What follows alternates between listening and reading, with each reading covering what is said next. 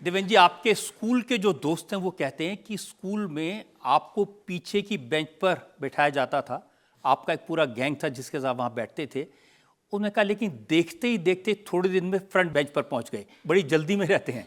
मैं हमेशा back bencher ही रहा हूँ और पीछे बैठने का मज़ा ही अलग है, इसलिए सामने आने की कोशिश नहीं की। हाँ, कुछ ऐसे वाक़यात हुए कि हमारे जो टीचर थी उन्होंने पीछे में अलग लोगों ने बदमाशियाँ की और नाम मेरे ऊपर आ और मुझे आगे बैठा दिया कि पीछे बैठकर थोड़ी गड़बड़ी करता है, पर बहुत कम दिनों के लिए आगे बैठा था।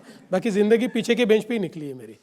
ये भी सही है कि जब राजनीति में आने का मौका मिला, परिवार की विरासत संभालने का मौका मिला, तो बड़े भाई को पीछे छोड़ के आप आगे आ गए। नहीं, मेरे बड़े भाई को कोई राजनीति में इंटरेस्ट भी नहीं था। और देखिए, मैं भी कोई राजनीति में आने का विचार मेरा था नहीं। मैं तो विद्यार्थी परिषद का काम करता था, संघ का स्वयंसेवक था। और विद्यार्थी परिषद का काम करते हुए मुझे एक दिन कहा कि आपको भारतीय जनता पार्टी में काम करना है। तो मुझे आज भी याद है कि उस समय सुनील जी आम्बेकर, ये हमारे विद्यार्थी परिषद के प्रमुख हुआ करते थे, और सुनील जी ने मुझे कहा कि आपको कल से बीजेपी में काम करना है। तो मैं उनसे लड़ लिया। मैंने कहा मुझे राजनीति में जाना ही नहीं है, मुझे तो विद्यार्थी परिषद का पूर्णकालिक कार्यकर्ता के रूप में काम करना है। उन्होंने कहा अपने यहाँ तो पद्धति है, जो आपके लिए बड़े सोचते हैं वो आपको करना है। तो फिर मैं हमारे उस समय के जो प्रमुख थे उनके पास गया संघ में। मैंने कहा कि ये तो मुझे ऐसा कह रहे हैं, मुझे तो राजनीति में काम ही नहीं करना है। उन्होंने कहा जो तय होता है वो तो अपने यहाँ करते हैं। तो दूसरे दिन से बीजेपी का काम शुरू किया। तो इसलिए मैंने कभी तय नहीं किया था कि मैं पॉलिटिक्स में आऊँगा, लेकिन उन्होंने आपको काम शुरू करने को कहा था, लेकिन मुझे बता रहे थे लोग कि 21 साल के भी नहीं हुए थे, एलिजिबल नहीं थे, लेकिन कॉरपोरेटर बनना चाहते थे। बात आधी सच है। मुझे ये कहा गया कि मैं थोड़ा काम कर रहा था, तो मुझे चुनाव आने वाला था। मुझे कहा कि एक वार्ड बताया कि यहाँ पर आप तैयारी करो, आपको यहाँ कॉरपोरेशन का चुनाव लड़ना है। तो उनको पता ही नहीं था कि मैं 21 साल का नहीं हूँ, और मैंने भी उनको बोला नहीं कुछ। लेकिन कुछ मुझे ऐसा लगता है कि कभी कभी ईश्वर के मन में कुछ होता है। तो आपको याद होगा कि उस समय ये 74th अमेंडमेंट वगैरह के चक्कर में चुनाव 6 महीना पोस्टपोन हो गए, और वो 6 महीना पोस्टपोन हुए तो मेरा उम्र 21 साल कंप्लीट हो गया है और मैं चुनाव लड़ पाया। तो इसलिए मैं 21 पूरा करके मैंने लड़ा, 21 से कम में नहीं लड़ा।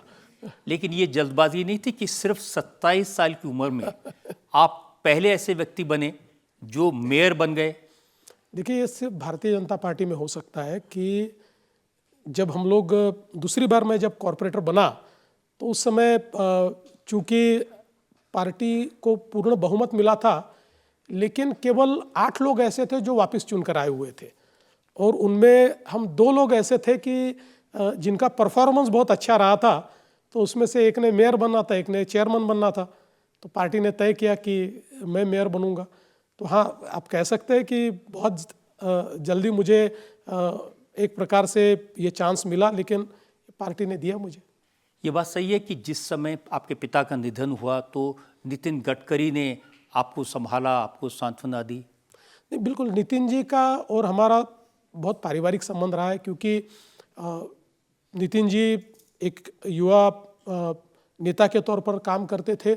और नितिन जी ने जब पहली बार विधानसभा का चुनाव लड़ा, तो जिस क्षेत्र में मैं रहता हूँ उस क्षेत्र से उन्होंने वो चुनाव लड़ा। तो उस समय हमारे घर पर ही रहते थे नितिन जी, वो चुनाव लड़ने के लिए, क्योंकि नितिन जी पूर्व क्षेत्र से आते थे, वो लड़ रहे थे पश्चिम क्षेत्र से। और हमारा बहुत पारिवारिक संबंध रहा है। और बाद में भी मतलब पिताजी के बाद भी जब मैं राजनीति में आया तो नितिन जी का साथ मुझे हमेशा रहा है। इसलिए लोग कहते हैं कि 2014 में नितिन जी से आगे निकल गए, मुख्यमंत्री बन गए। देखिए,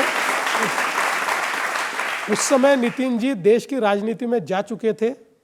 नितिन जी मोदी जी की सरकार के मंत्री बन चुके थे, और नितिन जी ये भी अनाउंस कर चुके थे कि मुझे देश की राजनीति में काम करना है, इसलिए प्रदेश की राजनीति में मैं आ गया।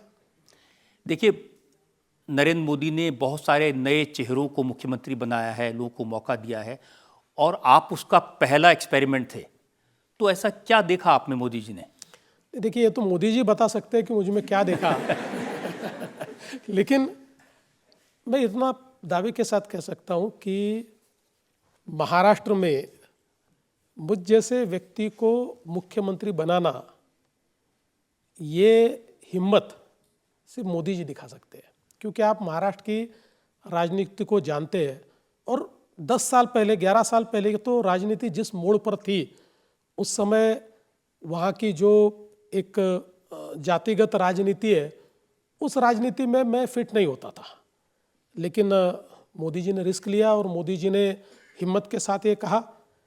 उस समय ये बात ज़रूर थी कि मैं पार्टी का अध्यक्ष भी था, और आप देख सकते हैं तो विधानसभा में सबसे मुखर नेता के रूप में मेरे और देखा जाता था। फिर भी मैं भी ये समझता था कि जो प्रचलित राजनीति है, जिसमें कई बार पदों के लिए जाति को देखना ज़रूरी होता है, मतलब एक इनएविटेबल बात है, उसमें मैं फिट नहीं होता था।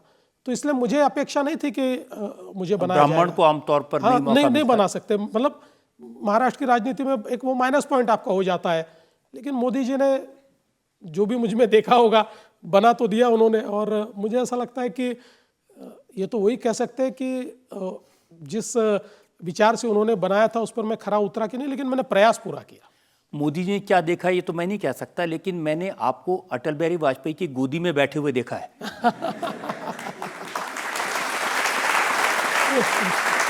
देखिए, गोदी में तो नहीं, पर मुझे अच्छे से याद है कि मैं 12 साल का था और नागपुर में भारतीय जनता पार्टी का, हमारे पास में होगी शायद। हाँ, यस, बिल्कुल।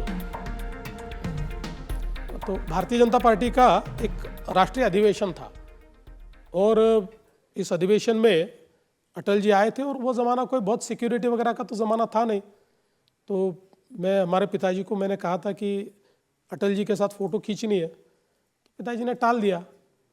तो प्रमोद जी उस समय थे, तो मैंने प्रमोद जी को पकड़ा और मैंने प्रमोद जी को कहा कि मुझे अटल जी के साथ फ़ोटो निकालनी है। तो प्रमोद जी ने अटल जी को पूछा कि वो 2 बेटे, उस समय पिताजी शायद शहर के अध्यक्ष वगैरह रहे होंगे, तो उनके 2 बेटे वो आपके साथ। अटल जी ने कहा बिल्कुल बुलाओ। और फिर हम दोनों भाई गए और हमने अटल जी के साथ फ़ोटो खिंचवाई। और हम फ़ोटो खींच रहे थे, तब सामने से पिताजी आए, तो बड़े आश्चर्यचकित हो गए कि ये पहुँच कैसे गए यहाँ अटल जी के पास। तो अटल जी ने उस समय, मुझे आज भी याद है, हम दोनों भाई आजू बाजू खड़े थे और कहा, देखो 2 शेरों के साथ मैं फ़ोटो खींच रहा हूँ। अटल जी ने अपने स्टाइल में उस समय कहा था। तो मेरे लिए तो वो फ़ोटो, मैं ऐसा मानता हूँ कि किसी मेडल से कम नहीं है।